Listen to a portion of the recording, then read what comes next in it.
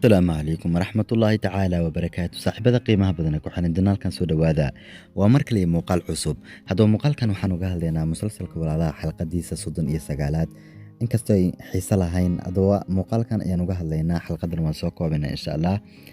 waxaan rajaynayaa in aan xalqada soo koobi doono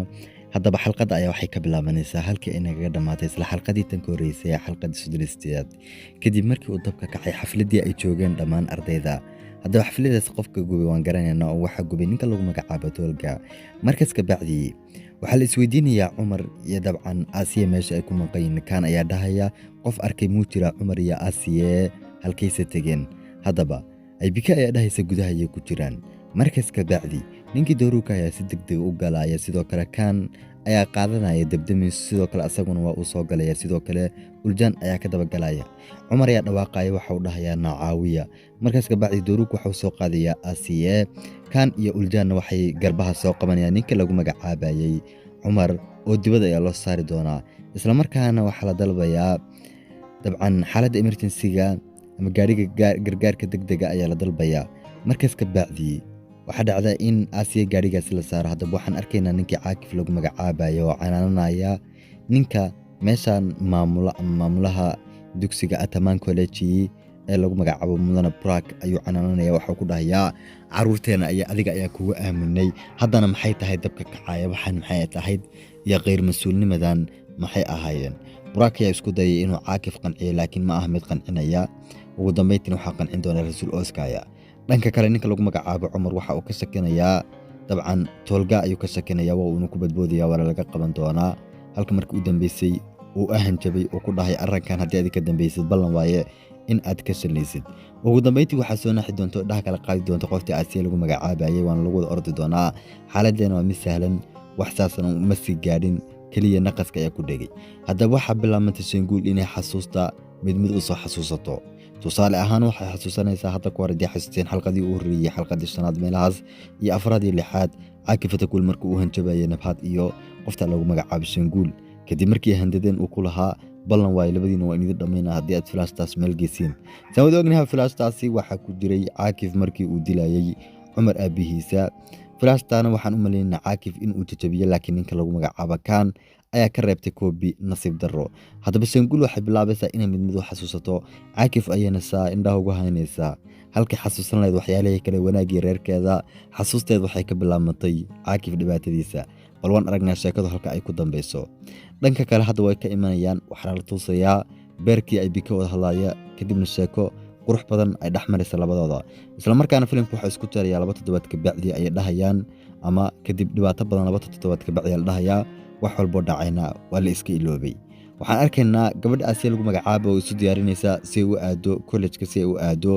ay isku diyaarinaysay sidoo kale maadeeradood oo isdiyaariyay si ay u aadaan college-koodii isla markaana waxaan tusayaa iyagoo barnaamij soo jeedinaya dabcan ninka lagu magacaabo Burak uu soo jeedinaya barnaamij sharikada Atamaan College waa rasuul Oskaya iyo caakifata kuul hadaba su'aasha isweydiinta mudan ayaa waxay tahay muxuu yahay dabcan barnaamijkan waa barnaamijka dhabyar kaas lagu ogaanayo fikirka ay ardayda aaminsan yihiin kaasoo la tartansiinayo 2 qof oo kaliya markaas ka bacdi hadaba waxaan la tusayaa duruukii sidoo kale kan oo college-ka jooga isla markaana wada sheekaysanaya waxa iman doona dabcan qoftii harika ahayd ayaa iman doonta waxaana ku xigi doona uljaan iyo sidoo kale ay bika iyo dhamaanba dhalinyartii kale ee wada garanaysiin kulli faafahin kale ma baan waa Aasiya Umar ayaa iman doona markaas ka bacdi ay college-ka imaadaan hadda xaaladoodu ay wanaagsan tahay sidoo horena ma aha dabkii arrimahaasna waa la iska iloobay hadaba waxaan la tusayaa qoftii Shanguul ahayd oo daawanaysa TV hadda wata TV-ga ma xume albaabka ayaa loo soo gargaraacay albaabka markii ay furtana waxay arkaysaa caakifata kuul oo kale adiga waan ku dilayaa markaas ka bacdina cunaha ayuu ceejin doonaa waxgaayr ka bacdi waxaan arkaynaa Shanguul in ay arrinkaasi ku riyoonayso oo kaliya waxaana ku soo ordi doona odayga Orhana wuxuu ku dhahayaa Shanguul maxaa kugu dhacay maxaase saano dhan kaaga nixiyay ayadana waxay dhahaysaa waa la ciijiyay macnaha waan riyooday ka bacdina waa la ciijiyay ninkii aad sheegaysay ee xalay aadan kugu lahaa maad garanaysaa caakif ayaa intuu imaaday ugu dhahay waan ku dilayaa ninkaas maneen xunba markaas ka bacdi Orhan waxa uu dhahayaa dadka xunxun ayuu ka mid yahay ayuu dhahayaa oo waa dad xunxun hadaba Shanguul ayaa ninkaas u sheegaysaa in dabcan kaliya ninkaasi uu dili rabay uuna ku dhahay ama wixii dhacay iska iloow waa inaad ilowdaa haddii aad wax sheegtidna waan ku dilayaa anigana ma garanayay ninkaas waxa uu idilayo ama xilligaas ugu qabsaday markaas ka bacdi waxaan tusayaa dhalinyartii dabcan college-ka oo wada hadlaya haddaba Cumar iyo Tolga ayaa markale isqabsan doona iskuna qabsan doona arrinkii hadda ka hor labadooda soo dhaxmaray arrinkii dabka markaas ka bacdi Caakif ayaa dhahaya mar walba inay arko dhalinyaro ma sidan ayaa isku dagaalaysiin Tolga ayaa dhahaya Cumar intaan halkan joog nafis ma qaadanayo waad ogtahay inaan Cumar aad u jecel asagan aad ii jecel yahay haddana waxa uu wadaa laba taasna runtii aniga ma fahmayay bal adeer Caakif wax ka dhacay asoo kaftamaya Caakif ayaa dhahay dhaniga isteejiya kaliya xaaladda wanaajiya mawduucan dhanna naga ilooba mawduucii dabkana waa wax la soo dhaafay dabcan wax laga tagayna isaga iska badaaya waxa soo socda ka fikiraya iska daaya naga xira mawduucaas dabka marka la nagu soo hadal qaadina arrinkaas kabacdina Caakif iyo Rasuul Oskaya waa israaci doonaan ayagoo aaday dhankaas iyo shirkadda ay aadi doonaan labadooda dhaxdooda ayaa meesha iskaga bixi doona Caakif sidoo kale isla markaa u iman doona Susan oo waxoogaa yar ka wareysanaya haddaba waxaan arkaynaa qaybta kale ee musalsalka dabcan qoftii sheengulahayd oo la murmaysa jaarka islaantaarka markaas ka bacdi ay kula hayd lacagtii maada bixin islaantana lacagtii way bixisay waa lacag saacadii waxaasan filayay iyo waxa dadkan waa dad kale ma ogtiin marka waxay isku dagaalayeen arrinkaas haddaba islaantii waxa dhahaysaa walaal orahan qoftan wax walba xasuusataa lacagtii aan bixiyay ay leedahay wali lacagtii maada bixin markaas ka bacdi orahan ayaa dhahay sheengul soo ku xasuusta arrinkan markaas ka bacdi sheengul waxay dhahaysaa aniga kaliya waxaan xasuustay qoftan in ay lacag aan ka qaadi jirnay wax kale ma aanan xasuusanin oo ka ahayn arrinkaasi mana garanay in ay bixisay iyo in kale orahan ayaa dhahaya qoftan lacagta bixisay waa caadi stage ayuu dhahayaa dhakhtarka ayaana sidoo kale u tagaynaa si aad arrinkan oo dhan ugu sheegtid dhakhtarka marka habeennimadii dhalinyarta wada kulmi doona waxa hal meel ku kulmi doona Uldaan sidoo kale qoftii Suusi ahayd Asiye Harika iyo sidoo kale Albike halka kan iyo Doruuk iyo dabcan Beeke ay meel kale joogaan waxa dhacday sida sheeko hindi ama film hindi mutaqaanta kuwana wada hadlay kuwaas la geenaya yacni fikradooda ay kaliis la wadaagayeen iyo arrimo aan muhiim ahayn ay ku wada hadlayeen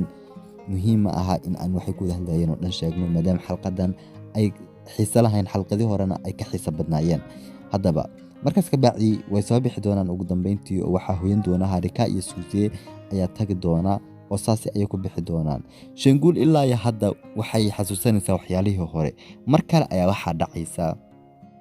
in sheengul uu soo galo wiilkeeda dabcan lagu magacaabo Uljaan waxa uu dhahayaa hooyo seeta caafimaadka markaas ka bacdi wuu hadal badinayaa sheengul waxay daawanaysaa sawirada arooskeeda iyo waxyaalahaas ay daawanaysaa wiilkeeda ay ku dhahaysaa adiga waxa tahay wiil yar oo hadal badan oo fiican laakiin nasiib darro kuma xasuusta ayaa tahay maasha Allah ya dhahaysaa hadal badan tahay adiga waana waxa tahay qof qalbi furan markaas ka bacdi waxa uu soo qaadayaa ninka lagu magacaabo dabcan Uljaan flash ayuu soo qaadayaa flashtaas markuu soo qaaday ka bacdi hooyadiisa ayuu hordhigayaa flashtaana flashtii aan ogeyn ma aha waa flash kale oo cashiran ku diyaarsan yihiin ay bikayaan u dirtay markaas ka bacdi qofta sheengula waxay qaadaysaa flashta markay qaada ka bacdi in badan ay ku maqnaanaysaa waxayna xasuusanaysaa qoftii lagu magacaabayay Nabhat oo kule sheengule maxaad rabtaa guri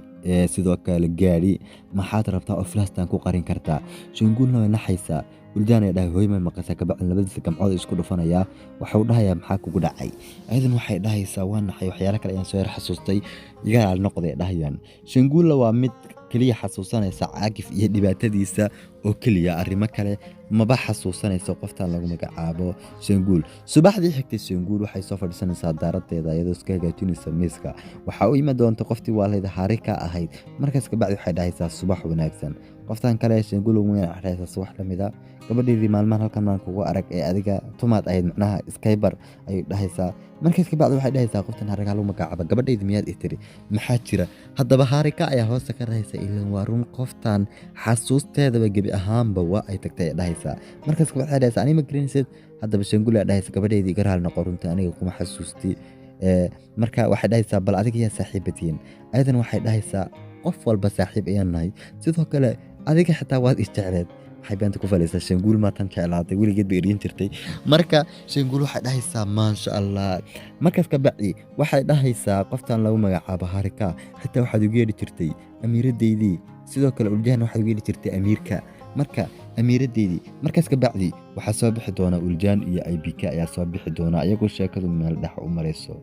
Uljaan iyo Aybikeen waxay isweydiinayaan in ay istagaaleen bal labadan qof ee hadda is hortaagan. Markaas ka bacdi waxay dhahaysaa qoftan Shangule ee wiilkeed ku dhahaysaa wiilkayga maxaad ii barweyday gabadhan aad yacni intaas dhan la socotid ee saa u quruxda badan. Waxa uu dhahayaa hooy haddaba iska baro waa raa'icadayda ama qofta macnaha waa guursaydii oo kale magaciiska saas oo kale ah Harikaam asal ahaan Turki waxa uu taagay magacaas oo kale ayadana waxay dhahaysaa ma guursi oo qof ah ay dhahaysaa wax saas ay dhahaysaa markaas ka bacdi waxa dhacda in ay is afahmaan haddaba ugu dambeyntii Uljaan iyo dabcan ninkan qoftan kale ee Harika waxay isku raaci doonaan dhankaas iyo college-ka ay isku soo raaci doonaan labadoodaba marka college-ka imaadaan waxa la ogaan doonaa in ay xaflad jirto xafladaha sidoo kale loo codeyn doono laba qof sidoo kale waa Asiya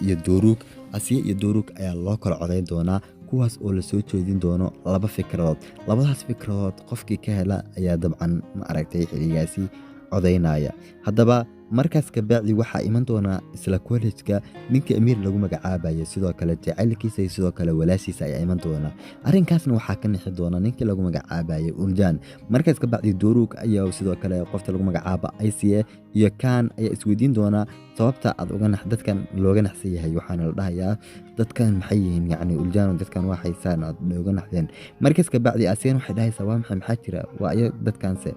haddaba Cumar ayaa dhahaya waa wiilkii ay Uljaan istagaaleen dartiin oo xabsiga u galay markaas ka bacdi Amiir waa uu soo dhawaanay waxa uu dhahayaa dhalinyar diyaar ma u tihiin aargudashada ayuu dhahayaa markaas ka bacdi ilaa hadda waa mid naxsan ninka lagu magacaabo Uljaan waxaana ka naxsiyay arrinkaas dhacay haddaba mudane Buraak ayaa soo kala doona fasalka waxaana u sheegi doonaa Amiir iyo sidoo kale qoftan kale ee la socota ee Dooru lagu magacaabo Dooru Imraal iyo sidoo kale Osje qofta lagu magacaabo in ay hadda kadib fasalkan ka mid noqon doonaan haddaba ninka Cumar lagu magacaabo maamulaha ka daba tag doona waxa uu ka codsanay in fasalka bedestaan ama fasalka ay noqdaan laakiin lagama yeelayo waxa la dhahayaa inuu dhigatay maamulaha wuxuu dhahayaa arrinkan waa la xalinayaa oo kaliya sababtoo waa arrin aan ogahay haddaba markaas ka bacdi waa mid Amiir baan ka wadaa fasalka la jooga buuq badan ayaa dhalan doona sidoo kale waxay soo hanjabi doonaan ninka lagu magacaabayo Uljaan ayuu hanjabaya laakiin Cumar ayaa ka qaban doona haddaba waxa isbaran doona Amiir iyo sidoo kale Toolga markaas ka bacdi Amiir waxa uu dhahayaa Toolga way iguma cusubtay hadda ka hor markaan macluumaadka fasalka iskuulka raadinayay waxay igu soo dhacday sheekadaada iyo qofka aad tahayba nin igu cusub ma tihid saas u ogow markaas ka bacdi labadooda waa mid heshiis dhaxmari doona oo labadooda waa ku heshiin doona waa ninka lagu magacaabo Toolga iyo Amiir haddaba dhanka kale waxaan arkaynaa nin lagu ninkan magaciisa ma garanayay laakiin waa nin deyn ku leh ninka lagu magacaabo Orhaan ayuu deyn ku leeyahay waxa uu ku dhahay lacagtaasi niyahooyin kula sii joogin maalmaha hadii kula sii joogto adiga ayaa ka sheekayn doona lacagtaasi waa inaad sida ugu dhaqsiyaha badan ii keentid lacagtaasina waa 20,000 oo euro 20,000 oo liiraankooda saas waaye lacagtaasi waa inaad sida ugu dhaqsiyaha badan iigu keentid markaas ka bacdi odayga Orhaan waxa uu dhahayaa bal waayahay lacagtaas waan soo raadinayaa inkastoo igu adagtay odayga Orhaan waxa dhacday ninkii lacagta ku lahaa uu lacagta ka amaahday in ay soo weeraraan ciidamadiisa ama kuwa uu soo dirsaday odaygana xilligaas waxa badbaadin doona asagoo la dilayo Cumar ayaa ka wareysan doona nimankan waxa uu soo weeraraan odaygana waxa uu sheegayaa sababta uu soo weeraraan iyo waxa ay tahay markaas ka bacdi wuxuu dhahayaa arrinka Uljaan markii aan ku jira ayaa waxa dhacday in lacag u baahano lacagtaas aan u baahnayn waxa dhacday in ninka dinka qaato saadarteeda lacagtii ay ugu haystaan ayuu dhahaysaa habeenkii xigtay qof ninkii lagu magacaabay Rasuul Oscar waxa uu soo kaxaynaya Suuzaan asagoo casho qurux badan u dhigay sidoo kale waxay isku diyaarinayaan maalinta jacaylka 14 February laakiin hadda 16 February ayaa lagu jiraa saadarteeda waxay isku diyaarinayaan maalinta jacaylka oo waxa dhacday inuu xaflad qurux badan u dhigo sidoo kale Nabhad ninka caag ku codsanaysiina xaflad aadaan ama ay meel qurux badan aadaan maadaama ay tahay maalintii jacaylka markaas ka bacdi Caakif ee dhahaya ama oga arrinkan Rasuul Oscar iyo Suuzaan inay kulmayaan waxa uu dhahayaa Nabhad waxa la hadashaa Ayla waxaana u sheegtaa in aan guriga Rasuul Oscar tagayno kuna soo wada cashayn doono maadaama tahay maalintii jacaylka Caakifna waxaan oo dhan waa ku ogyahay laakiin Nabhad waa mid ku madax adeegaysa waa uu ku qasbiyaa ugu dambeyntii waxa ku dhahayaa kaliya u yeer qofta lagu magacaabo Ayla wayna arrinkan yacni aad ka soo dhamee waa inaan tagnaa guriga Rasuul Oscar guriga Rasuul Oscar ayaan si wada jira dhammaanteena ugu wada cashayn doona isla markaan waxa dhacday in Ayla ay soo kaxeeyaan oo dabcan ay imaadaan meeshii ay xafladda ku dhiganayeen Rasuul Oscar iyo Suuzaan markaas ka bacdi Goosgooska waa intii Goosgooskan ku soo falanqaynayba qoftan lagu magacaabo Ayla waxay la murmaysaa Susan waxayna ku dhahaysaa ma taqaana dadka dibadda jooga waxay kugu yeedhayaan qoftan waxay saaxiib la tahay ama ay jacayl la wadaagtay nin xaas kala qaba markaas ka bacdi Susan waxay dabcan khamr ayaan fadhiyaa ama wax saasa ay ku baashaalayaan ayay indhaha kaga shubaysaa qoftan Ayla lagu magacaabo halkaasna way iskaga baxaysaa ninka lagu magacaabo Rasuul Oscar ayaa dhahaya ballan waaye tan Ayla waad ka shalayn doontaa labadeenana ma sii wada joogi doono ee saa ula soco tanna waad ka shalayn doontaa haddaba Ayla uu hantabaysa waxay dhahaysaa ballan waaye anigana furiinka ma ogolaanayay waana ku ciqaabi doona dhahaysaa tanna waa mid aad ka shalayn doontid ayay dhahaysaa Rasuul Oscar ayaa isweydiinaya qaabkii ku ogaatay bal qoftan Ayla lagu magacaabay in uu meeshan joogay Caakif ayaa si dhib yar uga dhaadhicinaya isla markaas ka bacdi Cumar waxa uu iman doona wiil yar hadda kor akhbaaraadku soo sheegi jiray waxa uu tusayaa sawirkaas oo cadeynaya in ninka toolga lagu magacaabo uu gubay ama uu dabka kiciyay asaga haddaba toolga iyo suuliga uu soo gali doona waxa uu dhahayaa bal sawirkan eeg waa cadeyn ugu filan balna waay in aan college kandan ama school kandan aan ka eriyo dacwiyo halka sawirkan waxaan tusayaa maamulaha markaas ka bacdi ninka toolga lagu magacaabo waxa uu dhahayaa Cumar waad ogtay inaan ani ka tageen meeshan hadii aan college kan leeyahay eriyana aabahayga ayaan isku dhacayna marka kama tagayay aqli samee oo bal lacag imisaad rabtaa Cumar waxa uu naaqayaa war aniga ma lacag raba waa inaad meeshan iskaga tagtaa noloshaada ka fogaataa college kan iskaga tagtaa hadii kale maamulaha ayaan tusayaa sidoo kale booliiska ayaan tusayaa waxa uu dhahayaa lacag meertid micnaha markaas ka bacdi Cumar shaatiga ayuu qabanayaa waxa uu dhahayaa war maxaad ku hadlaysaa daqoon xunka toolga ayaa si dhib yar uga dhaadhicin doona waxa uu ku dhahayaa hadaba la soco lacagtan adiga muhiim ay ku tahay anigana la soco dabcan kama tagi kari college kan balna waayo waxa leedin ma soo dhaxgali doona ma arrinka ma soo dhaxgali dooni hadii aad tan iga aqbashid aabahay ka soo iga xanaaqin waxaan rabaa in aan lacag siiyo college kan aan ku sii nagaado markaas ka bacdi Cumar waa fikiraya waxuna ka fikirayaa xaaladda ka jirto waxuna xasuusanayaa in adeerkiisa lagu leeyahay 20,000 oo liro Cumar waxa uu dhahayaa daqoy xunka waxa rabaa 20,000 oo liro ayaa rabaa toolgana waa mid arrinkaasi ku farxaya laga yaabo waadu in uu dambi ku soo qaado oo uu ku dhaho ninkan Cumar lagu magacaabo si uusan u sheegin in aan aniga gubay meeshaasi lacag ayuu ku bedestay oo lacag ayuu iga qaatay si uu u sheegin meeshaasi in aniga dabka ka kiciyay waana mid mar walba lacag u baahan oo faqiir kulay intaas oo dhici doonta waan suginaa xilliga dhacdo bal waa lagu yaqaanaa musalka walaalaha arrimahaas oo kale marar badan hore waan u soo aragnay bal waan sugnaa xilliga dhacdo hadda waxa dhici doonta in codeyntu bilaabatay laakiin nasiib dar waxa dhacday in ninka kan lagu magacaabo uu qayaano ninkan Dooruk lagu magacaabo uu fikradii Dooruk u geeyo qofta Asiya lagu magacaabo Asiyana fikradii Dooruk ay soo jeediso isla markaana waxa labadoodu kala cadeyn doona 200 waxay noqon doonaan labadoodu laba dhexdhexaad oo kala cod dheerayn isla markaana waxa dhacda in Caakif iyo Rasuul Oscar ay shaqo u soo baxdo meeshana ay iskaga tagaan sida ugu khasiyaha badan maalintii xigtay qoftii Shanguul lagu magacaabay waxay shaqo u soo doonaysaa Marwan